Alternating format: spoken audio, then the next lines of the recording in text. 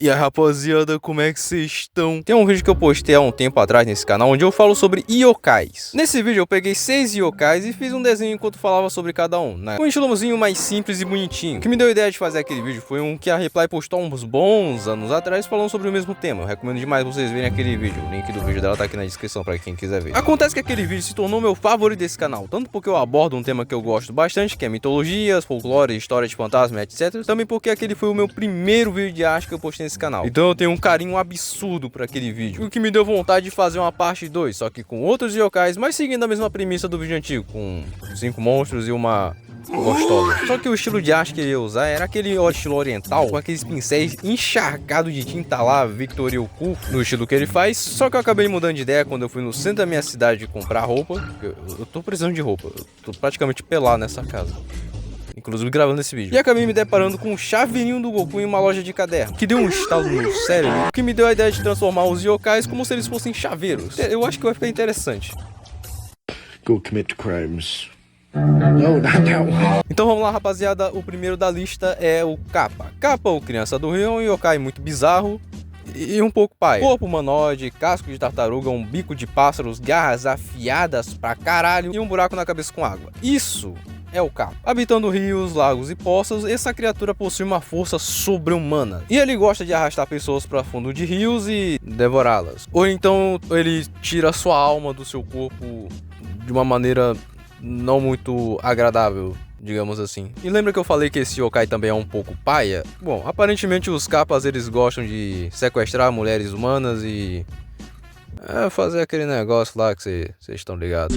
Mas você não precisa se preocupar, meu pintudo. Existem algumas maneiras de você conseguir evitar esse yokai. A primeira é você fazendo uma reverência. Fazendo isso, o Kappa vai se sentir obrigado a fazer igual, o que vai fazer com que a água na cabeça dele caia e ele fique enfraquecido. Aí de resto você já sabe o que tem que fazer, né? Pega ele, ele é Jack aí, ó. Pega o Jack, pega. A outra é você oferecer a ele um pepino, porque esse é um dos alimentos favoritos do Kappa, junto de vísceras humanas. Ai, que legal. Ou então, sei lá, né? Você dá um tirambaço nele e sai correndo, igual um brasileiro faria. I love Brazil. Mas ao mesmo tempo que existem Kappas malignos, também tem Kappas benignos. Tem alguns contos que falam que Kappas já ajudaram pessoas a construir barragens para evitar inundações. Sim, literalmente colocaram uma tartaruga para trabalhar de pedreiro.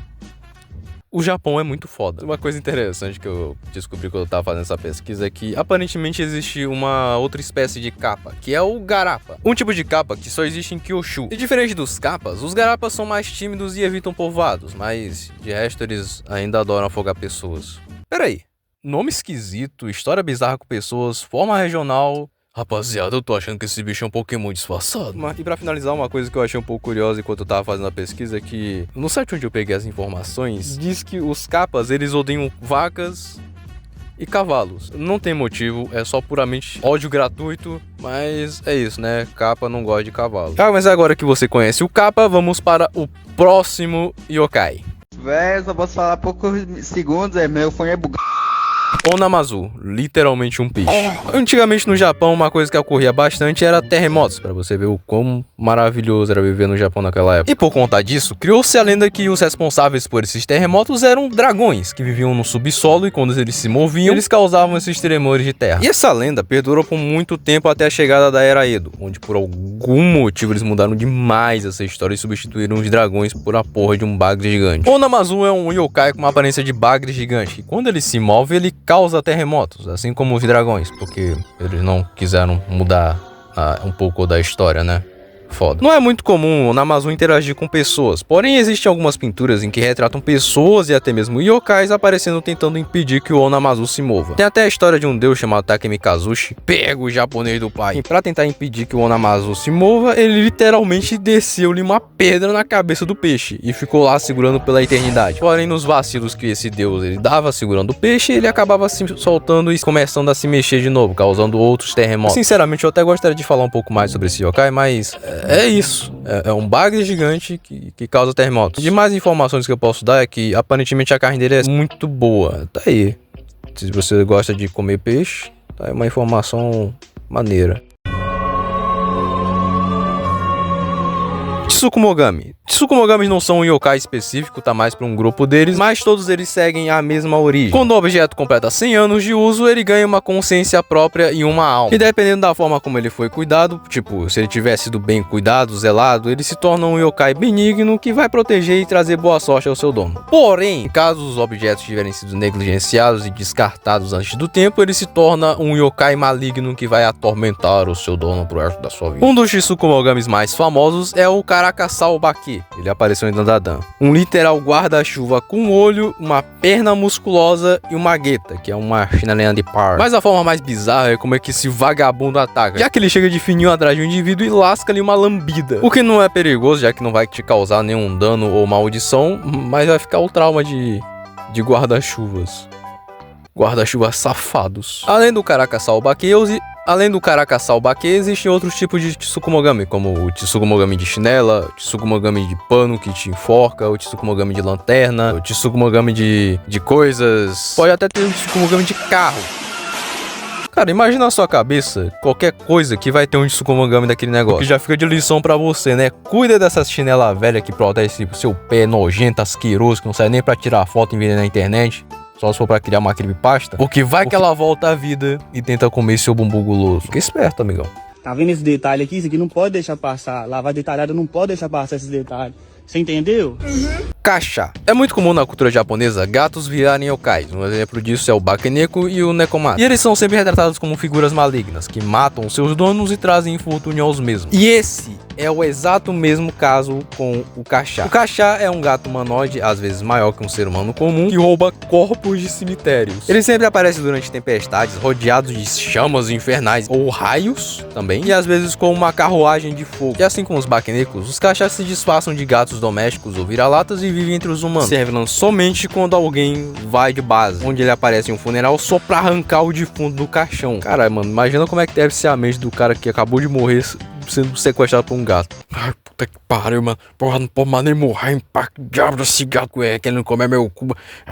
Filha da... Existem diversos motivos do Kasha fazer isso. Ou é pra ele se alimentar do corpo do maluco que ele pegou, ou é pra ele usar ele como uma marionete, ou pra levar esse filho da puta pro inferno por ele ter sido um pecador desgraçado. Nesse caso, eles são chamados de mensageiros do inferno. E uma parada engraçada é que, além de ser impossível você conseguir recuperar um corpo que um Kasha levou, a alma do infeliz ainda tem muita dificuldade de partir pro próximo plano, por conta desse desgraçado. E aí, por conta disso, criou-se o costume de afastar gatos de funerais a fim de evitar que algo assim aconteça. A origem desse yokai é parecida com a do Bakeneko e a do Nekomaru. Um gato que envelheceu pra caralho com uma cauda comprida e acumulou muito ódio no coração e virou um Kasha. E por conta disso também criou-se o costume de cortar a cauda de gatos filhotes a fim de evitar que eles se tornem yokais. O que eu garanto aqui, ó, não aprovo. Aqui no canal Apollo nós somos contra esse tipo de coisa. É tipo aquela rapaziada que tem um pitbull e corta a orelha do pitbull porque não. Ai, aí é por estética, guys. É estética, é a cabeça da minha roupa. Quer cortar a orelha do bicho? Deixa eu ir aí na tua casa cortar essa tua orelha de abano. Miséria. Ô, seu filho da puta! Vai lá, dá lá pro cara lá, vai lá, porra! Vai todo mundo pro caralho! O Shione, ou boi demônio, é uma espécie de Oni que vive na água. E esse bicho é tão bizarro que ele não se contentou em ter só uma forma. Não, ele tem várias. Tem a forma clássica, que é com a cara de boi demoníaco e as patas de aranha. Um corpo de boi com cabeça de Oni. Uma cabeça de boi num corpo de gato, seja lá com caralhos isso funcionaria. E uma cabeça de boi num corpo de humano, se assemelhando muito ao Minotauro. Mas apesar das suas diversas formas, todos eles têm uma coisa em comum. São extremamente perigosos, seja pela sua selvageria ou pelo seu veneno mortal. E ele também gosta de carne humana. Ai, que legal. E dependendo do Shione, ele atua ou como um espreitador, atacando as vítimas quando elas se aproximam muito dele, ou como um caçador que vai atrás das suas vítimas. E como já não basta esse filho da puta ser roubado pra caralho, eles também atuam com outros yokai. Formação de quadrilha e foda-se. No Japão existe a lenda de sereias conhecidas como Nuriona e Izuona. E o Shione usa elas para atrair pescadores com seu canto tal qual uma sereia e ataca o barco matando qualquer coisa que tiver lá dentro. É basicamente uma relação simbiótica, onde todo mundo sai ganhando. E antes da gente ir pro próximo yokai, eu sei que é um desenho por cada, mas eu não resisti, cara. Eu tive que fazer o gato com cabeça de Oshione, mano. O que vocês acharam, rapaziada? Vocês acharam foda?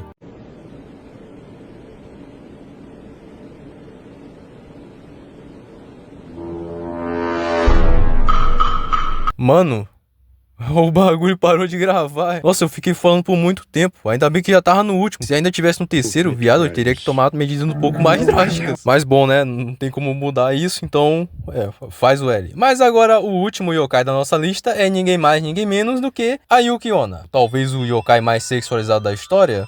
Talvez. Não que isso seja ruim, né? Vamos convenhamos. A história dela conta que uma jovem acabou se perdendo durante uma nevasca e ela morreu. Por conta disso, o espírito dela vaga pelas montanhas ou lugares com neve, causando tempestade de neve por onde passa. O que é um pouco cômico, convenhamos, né? Ela morreu na neve e o poder dela é controlar a neve. Quer dizer que se um cara morrer com uma estaca no peito, o poder dele vai ser jogar estaca nos outros? Meio merda. Apesar de que causar nevascas não é a única habilidade dela, porque ela ainda suga a sua alma e de brinde te congela no processo. Como se isso fizesse alguma diferença, né? Porque um corpo sem alma é basicamente um corpo morto. E eu sei que você deve estar se perguntando, pô, é só fugir, cara? Tá suave. Primeiramente que eu acho que você não pensou nisso, porque é uma ideia bem burra. E segundo que eu acho que a rapaziada nem se questiona se ela é um bicho ruim, talvez por ela não ter a aparência bizarra que nem a Kushizaki Onna, já que ela ainda descreve ela como uma mulher muito bonita de pele pálida, com cabelos longos e escuros. Você não olha pra isso e diz, caralho, é o Satanás que tá na minha frente. Não! Por conta disso, esse yokai é muito perigoso. Mas já existiram alguns casos de que Yuki-Onnas se apaixonaram por humanos e viveram muito tempo juntos. E assim, se você não vê algo estranho, um maluco que meteu na porra de um espírito, amigão, a gente vai ter um problema. Mas no geral, esse yokai é bem evitável. É só você não morar no Japão. E é isso, rapaziada. Muito obrigado por ter visto o vídeo até aqui. Não se esqueça de se inscrever. Todas as artes desse vídeo estarão disponíveis no Instagram, junto com uma outra arte que vai estar lá junto com todos os yokais e uma personagem minha, que é essa daqui, a Lily. Confira lá e é isso. Obrigado. Tchau.